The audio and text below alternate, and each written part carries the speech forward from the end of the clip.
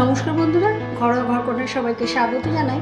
বন্ধুরা, আজ আমি করব পটল চিংড়ি। যেখানে আমি কিছু পরিমাণ পটল নিয়ে নিয়েছি, এখানে কিছু পরিমাণ আলু নিয়ে নিয়েছি, এখানে আমি চিংড়ি মাছ নিয়েছি কিছু পরিমাণ, এখানে আদা এবং রসুন আর কাঁচা লঙ্কা বাটা আছে, এখানে পেঁয়াজ আমি চপারে চপ করে নিয়েছি, এখানে রেড চিলি পাউডার, এখানে লাল লঙ্কার গুঁড়ো, আর এখানে আছে নুন, এটা ধনের গুঁড়ো, জিরের গুঁড়ো, হলুদ, টমেটো কুচি। আমি চিংড়ি মাছটাকে, আমি পটল চিংড়ি যে করবো, চিংড়ি মাছটাকে আমি হালকা করে ভেজে নিয়ে বেটে তারপরে কিন্তু আমি পটল চিংড়ি রান্নাটা আমি আজকে করবো। আবার সবার প্রথমে কাজ হলো চিংড়ি মাছটাকে আমি হালকা করে ভেজে নেব।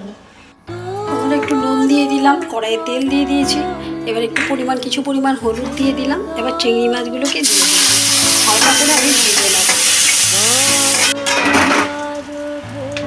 বন্ধুরা, আমি কড়াইয়ে তেল বসিয়ে দিয়েছি, চিংড়ি মাছটা নামিয়ে নিয়েছি, এখন পটলটাকে আমি হালকা করে ভেজে নেব।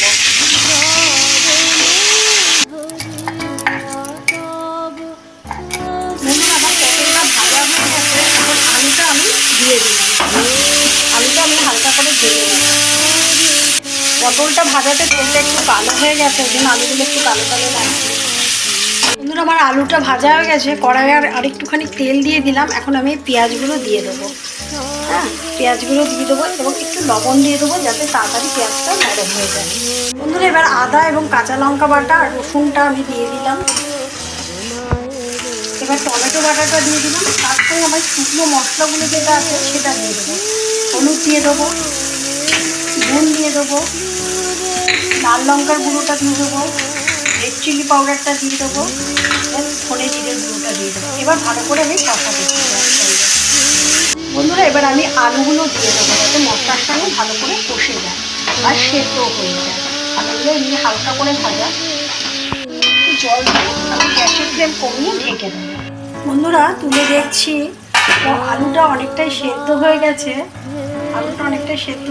এখন পটলটা দিয়ে দেবো এবং আমি যে চিংড়ি মাছটা ভেজে বেটে নিয়েছি সেটা দিয়ে দেবো। তার কারণ এখন দিলে পারে আলু বা পটলের মধ্যে এই চিংড়ি মাছের যে ফ্লেভারটা সেটা পুরোপুরি ঢুকে যাবে এবং খেতেও টেস্ট হবে। হ্যাঁ, এখন আমি এটা দিয়ে আবার ঢেকে দেবো, আবারও আমি ঢেকে দেবো।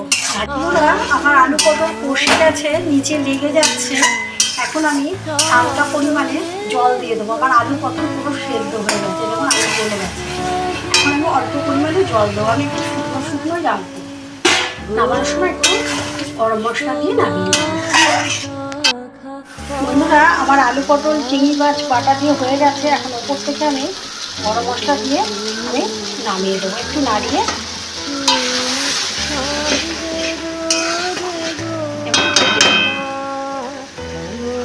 বন্ধুরা, আমার চিংড়ি মাছ বাটা দিয়ে আলু পটলের তরকারি হয়ে গেছে, দেখুন কালারটা কত সুন্দর হয়েছে।